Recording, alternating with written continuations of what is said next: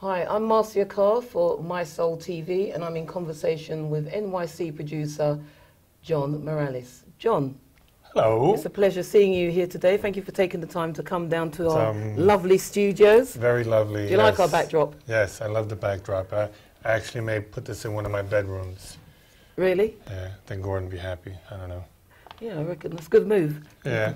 We need all the promotion help that we can get. Well, it's a good station, so and congratulations on your one-year anniversary of your show. Thank you very much, yes. So we've got you in town for two reasons. You're doing a few gigs here and there, and also you're in town to promote this. Yes. Now, this is Club Motown. John Morales presents a Club Motown, an excellent CD compilation of remixes and re-edits that you've put together for Motown Records. Right. And on this compilation, we've got a few familiar names like Dennis Edwards, we've got the Mary Jane Girls, the late Tina Marie, who else have we got on there? Temptations, Commodores, Thelma Houston. The list is endless. Vanity, even some unknowns like Phyllis St. James, Michael Lovesmith, Bobby Nunn. Excellent. Some great artists on that label that you've had the good pleasure to work with. Now, some of those have passed away, like the Tina Marie. Right. She's gone. Tina, Rick James. And Marvin Gaye. Marvin. Does he feature on the album? No, he's not. Not on this one. Okay. So, whose idea was it to put together this outstanding compilation? And I love the title, Club Motown. It was actually the concept of what's now called Club Motown was originally called Motown 80s. It was based primarily just centered around the mixes that me and Sergio did for Motown in the 80s. That was the original idea for it. Now, Sergio being your original mix production partner. Right, he was the other Eminem. He Yes. passed away in 1990. We both were kind of in-house mixers for Motown from 84 to like 87. So the mixes like Temptations, Treat Her Like a Lady, Commodore's Night Shift, The Barge, Yes. Rhythm of the Night, things like that was stuff that we did. And I wanted to build the compilation around that. And I've been pitching it to Motown for the last 20 years. Really? And it just wasn't something that they entertained. Perhaps it was all about timing. Being Everything's now. about, right. And I like the artwork. It's got a nod to sort of like the disco. Well, the neon lights. The neon concept was kind of based around the old Paradise Garage kind of neon logo was the idea. Let's kind of give it that kind of feel. I pitched the idea here to the head of A&R, a guy named Johnny Chandler. Should give him a shout out because it's because of him that this happened. And a friend of mine that works at Motown in New York named Harry Weinger was actually the person who had the Club Motown idea. Because originally what they wanted to do was they wanted to establish an online store club called Club Motown. So when I started doing this and I realized that I wanted to include a couple of tracks that were a little bit pre-1980, I said, Harry, is it okay if I just call it Club Motown? He said, fine. So it went from Motown 80s to Club Motown, and it actually ended up working. The idea was just, and a lot of people, why didn't you use this? Why didn't you use that? I said, well, it's primarily the idea behind it was Motown 12-inch releases during the 80s in their full extended form, which many of them had not been released since then. So that was the idea. The other thing was only one track per artist. So I wanted to have this variety. And I wanted to do some new remixes, which is why there's the 5 new mixes at the end of the second CD. Okay. But preceding this, just to cut you, you were talking about the 12-inch. Now, preceding this release, which came out on the 28th of July. There's Motown Divas. There's Motown Divas. Now, that is a 12-inch, isn't it? A special EP? It's a double pack 12-inch in the original Motown, Motor City, old school jacket, you know, which came out in the late 70s, 80s. And it features Tina Marie, I Need Your Lovin', and Tata Vega's Get It Up for Love, which were 2 of my favorite tracks and two of the new remixes.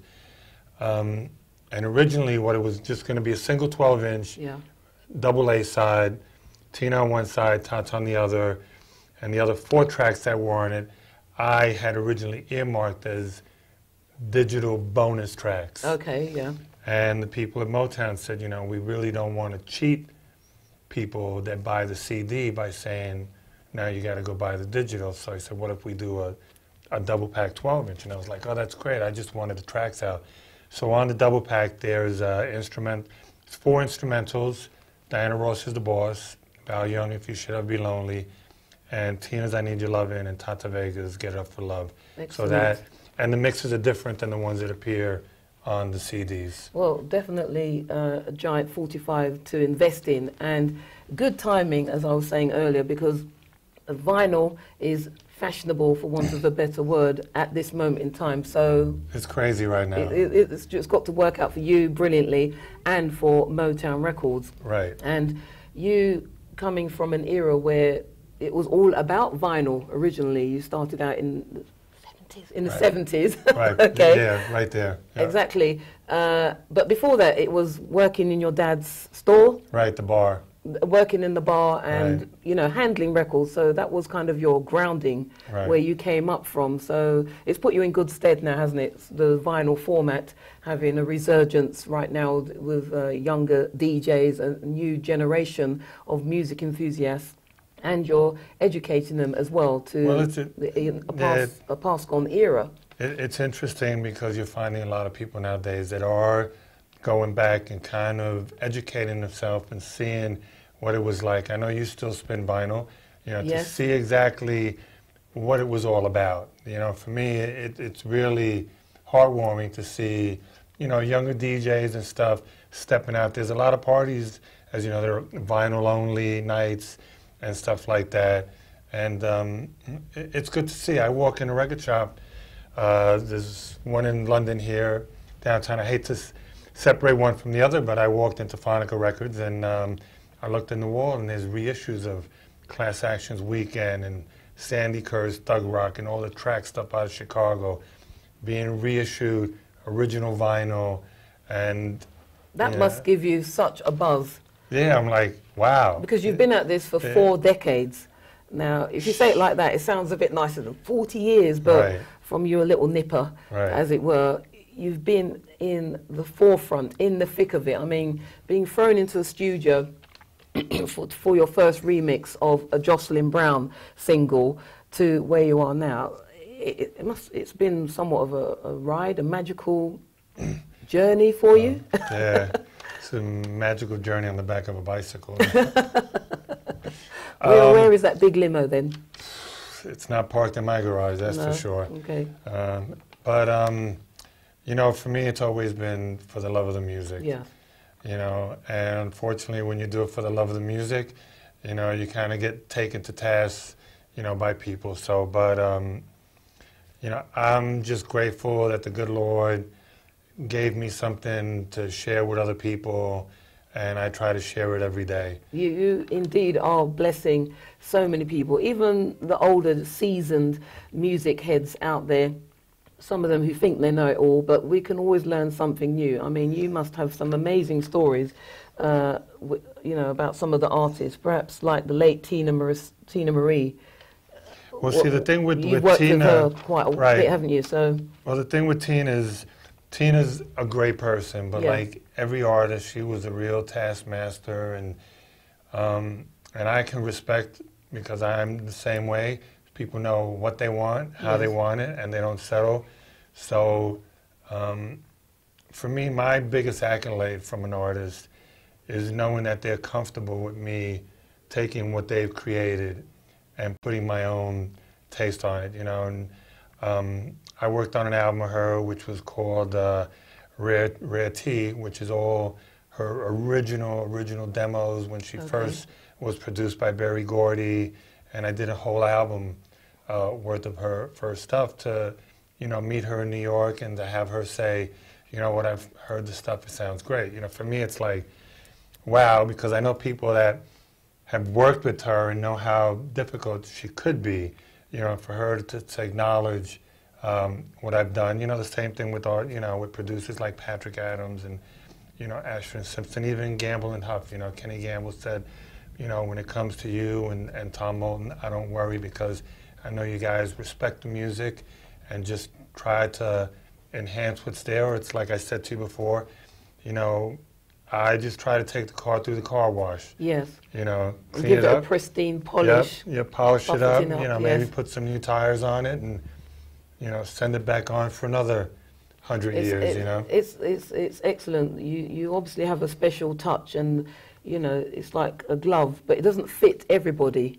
Right. You can have so many people in the music industry. It doesn't mean that they're all a dab hand or have a natural ability to in what they're doing. You clearly have, and I think growing up with your father behind the scenes, you know, in the cafe, handling the music, the influence of the music from the family home, all of that was your grounding, you know, your apprenticeship to get you into a position in the studio, and you've just blossomed obviously ever since. So you're DJing a lot more. You're not just in the studio doing remixes and edits. How do you find that being on the road? How is the experience for you, especially working with younger producers and DJs out there? How do you find it?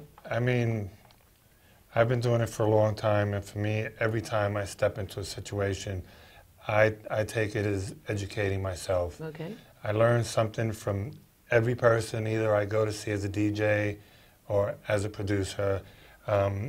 Before I gave you the story of the Thelma Houston track, which is on here, the Saturday night, Sunday morning.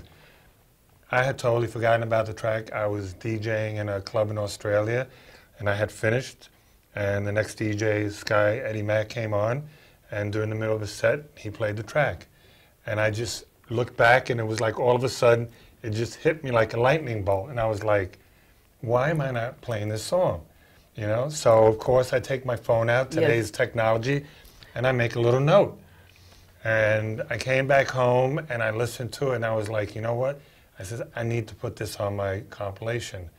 And I approached Motown and asked them if they had the masters available, and they said, yeah, and it was the last track on there. But without me having exposed myself to somebody else, I would never have done that. You know, it's, you know, as DJs, you only get better by educating yourself on the music. Of course. And studying, you know. But it's good that you humble yourself and put yourself in that position. Some people, we won't mention names, think they've arrived. You can't tell them anything. They're not willing to learn. But I'm inspired to hear you say, I'm willing to hear, listen and learn from my peers, irrespective of the age or gender. But you get out there, you get into the scene, and you keep your ears open. That's what keeps you fresh and exciting, isn't it? You know, I mean, not to, you know, toot your horn, but there's DJs like yourself that have a broad base of musical likes, whether it's jazz, soul, funk, house. You know, I mean, you know, you need this exposure to all these things in order to keep yourself fresh and develop ideas, because you never know when you'll hear a song in another genre of music outside of what you're kind of known for that will inspire you. Yeah. You know, you were speaking earlier about this jazz album that you said, this album is great. I'm gonna go listen, I may hear something. I once walked into a 7-Eleven, you know, and a 7-Eleven store. A 7-Eleven store, and there was a DJ that worked there, and he was an Indian guy. And he had Indian house music.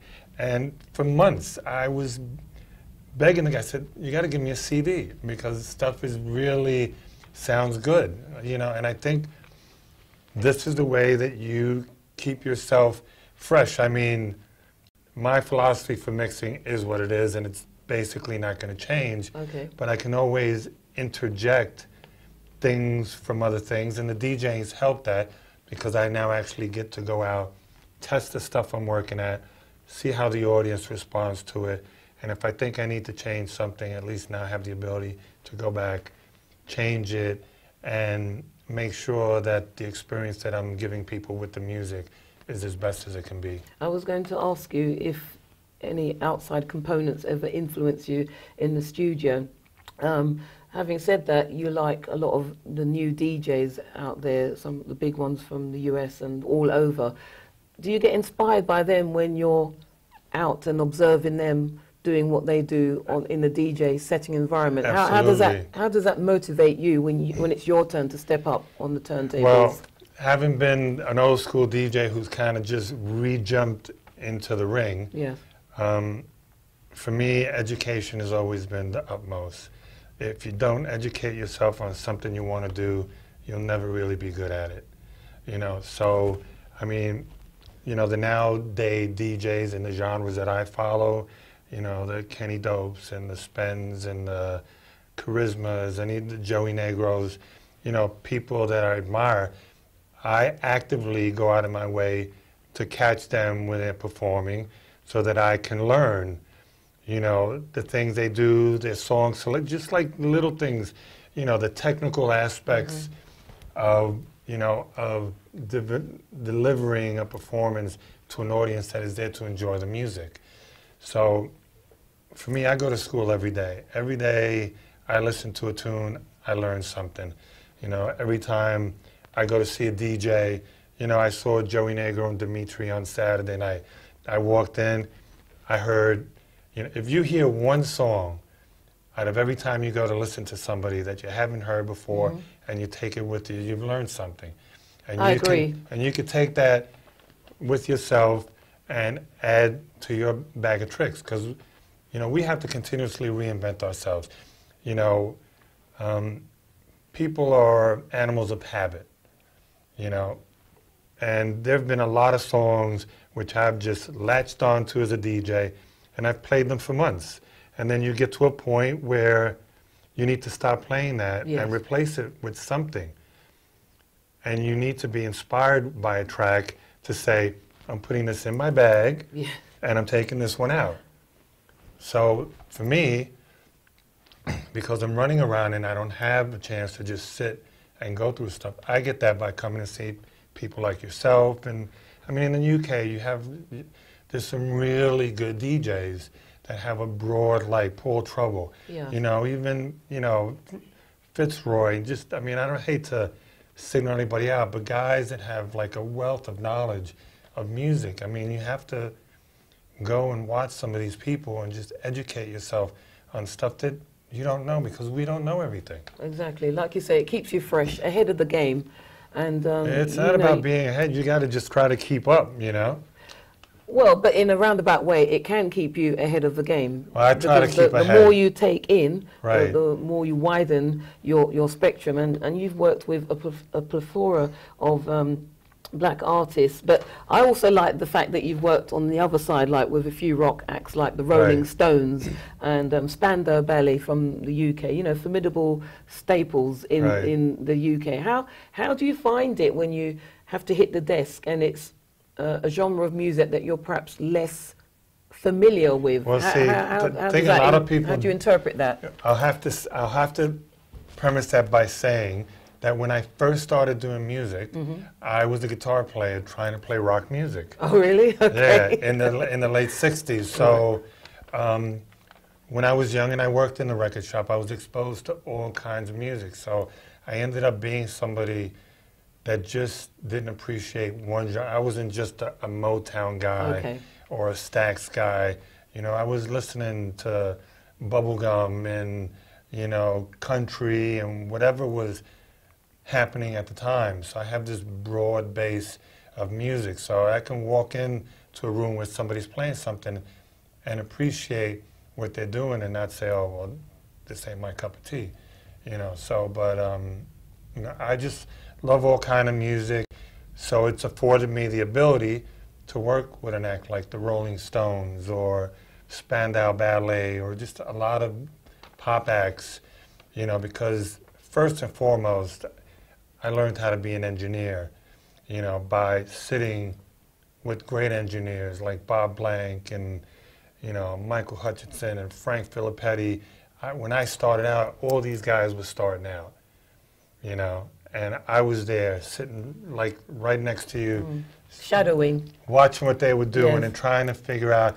And when they would leave at the end of the night, I would stay there and I would twiddle knobs and try to figure out what did what and how to do it. When we did the first Inner Life album, there were many nights it was me in the studio and Jocelyn on the piano, just playing, and me recording her and just on the fly trying to figure out what we were doing.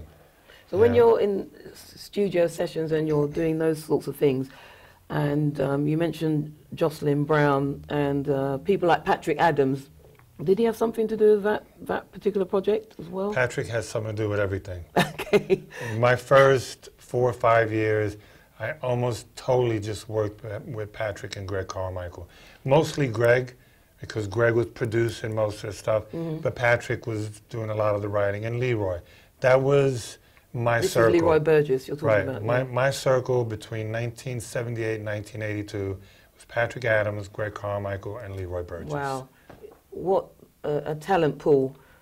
Then those names you just mentioned there, I mean, I've got records produced by all of those guys.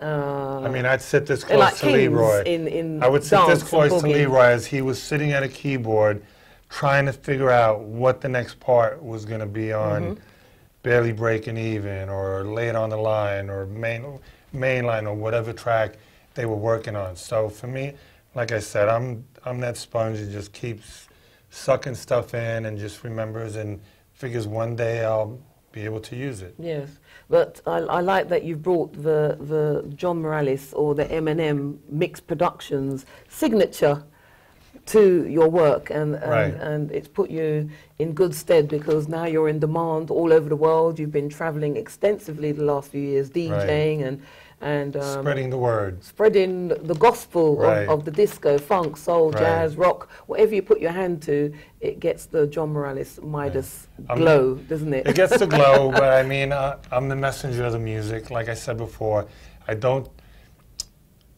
for the classic stuff, I try to just make it the car wash thing. Okay. Of course, I'm doing newer things nowadays, you know, more house stuff where I have more liberty to do other things. You know, I said once I was working on a Barry White project, I said, you know, I don't want people rolling over in their graves because someone is taking, you know, their life's work and just is destroying it. Of course. You know, I mean, I've listened to remixes, and I don't want to be critical of anybody, but I don't know why they call it the song they call it because it has nothing to do with what it was. If it's got your name on it, then it's got to be credible. Well, it's got to be credible, but I mean, I understand that, you know, with today's technology, some of the young people don't know who Barry White is or what it should sound like. And they destroy things, is what you're saying. Right. You know, I respect that everybody's trying to do what they think is right, but for me, I respect the pureness and, you know, the purest of the music, you know, especially with the Motown thing. A lot of guys are like, well, I'm not a big fan of remixes or anything. You know, to try to win them and win the new people, there's this balance where, you know, the old school, they got to say, yeah, okay, you know. If they give it the green light, then you're all right. Then you're all right, but you also have to make it so that the new people that are playing music today can find enough in it where they'll want to play it, where it'll stand up. You know, as a DJ, you can't play a track that's up here and then put something that quality sounds down here. So you try to have to keep it close so that they'll say, you know what, that, you know, Tina Marie, I Need Your Lovin', I can drop that here because it's got enough energy to stand up to a new track, you know, by whoever, Masters of Work or Kenny Dope or Spen or Charisma, or whoever the new guys that are doing tracks these days are. It's excellent that you're showing this versatility, and it's because you, as you say, you're always learning. You feel like you're at school every day, whether you're in a studio or you're in a club hanging out with DJs, or whether you're not hanging out with them, you're observing the set. The biggest thrill is to walk into a place, you know, or a festival like a Southport Weekend, and hear your record. And see Kerry Chandler or somebody playing one of your mixes. Yes. And knowing that they're like deep house, bang out guys. Yes. And your work has stood up enough where they'll drop the track. It must feel like an honor, like you So say. it is good, you know, it makes you feel like, okay, I think I'm getting this because, you know, it is a balance that you have to try to achieve. And I kind of feel, I'm still working at it, Yes. but at least I'm getting it close enough to where they'll drop the needle on the record. Excellent. And in dropping the needle on the records, can we expect a part 2 of Club Motown? I'm hoping. People, please go out, buy the first one so that we can have many more, because it took a lot of work. This is on release from July the 28th, and you can pick this up at all good record stores near you. Yep. And there was a preceding Divas 12-inch to go with this. Go out and buy the lot. But if you do a part 2, when might that be? Next year? It could be next year. The real CD, it's a double CD. There's 20 tracks on it. Value for money as well. Value for money. It's in the UK. It's a tenner. It's like 50p. You're picking up the twang, aren't you? I am a little bit. Not my cup of tea. I know. A tenner. I know. What else have you learned? Anything good? I've learned a few. Sometimes I catch myself telling people I'll sort something down, do what? I'm like, oh, okay, we're going to the loo, or just, whatever. Or You've been here long enough. We love you, don't we? We love you. Getting in the queue, I'm in the queue, okay? The what, But, yeah, it's been a lot of work, yes. And I'm happy that, the people at Universal Motown gave me an opportunity, had enough confidence in me to do this. And it works both ways, because you're brushing the dust off the Motown label as well. So, and I would like to think that they appreciate you in that way. So it's like a symbiotic relationship. You're doing something for them, they're helping you as well. And it's available. I'm going to keep plugging. It's available online anywhere. No, of course. With Juno, Amazon, iTunes. You're going to get a lot of mileage out of this, because you've got classics on here from Dennis Edwards, Don't Look Any Further. That's a lady's favourite. On the two-step soul thing is scene that here. The whole CD was remastered over at Abbey Road, and it sounds great. So excellent. Mary Jane Girls, and you've got something for the heads on there as well. So there's something for everybody on this. And you're on the road, you're touring. Where are you off to next? I'm doing something on Wednesday at a little, in Dalston. In Dalston, at a place called The Alibi, Wednesday night. I heard you mention it earlier. With my friend Samira, and I forgot her partner's name, Two Timers. Right. And then I'm off to Ibiza. You've got a residency there, I understand. A once a month thing? Yeah, no, once a week. Once a week? Every Saturday for the next 6 weeks. I've already done a couple at a place called the Calabasas Beach Club. It was voted the most prettiest beach in Ibiza. So I set myself up there every Saturday, and the great thing is I can get to play 4 or 5 hours of music. Anything you like, you build it, progress. I just play, and it's great. I'm not in a club where I've got an hour and a half or 2 hours and I need to bang it out. Yes. And so it's a change. I educate myself. I play stuff I normally don't get a chance to play, and it's really good. Well, we wish you well on your ventures. Enjoy the once-a-week residency. Well, summer will soon be over. Yeah, well, I want to thank you for having me. And it's been a pleasure, John. People at Mi-Soul. Thank you for your time. Thank you. And hopefully you'll come back to our studios. Come and visit us again. And if anybody sees her name on a bill, please go check her out. She's an excellent DJ with a great selection of music. Thank you, John. It's really I'm not been just good. saying that because you're here, but it's true. So. Thank you. It's been a great honour to speak to you. Thank you for taking the time to come on down to the studio. Thank you. It's been my pleasure to be at Mi-Soul. Excellent. Thank you. There's this and rotate. It's nice to just be able to just do you, isn't it? And I'm guessing that's what you guys represent well here. That's what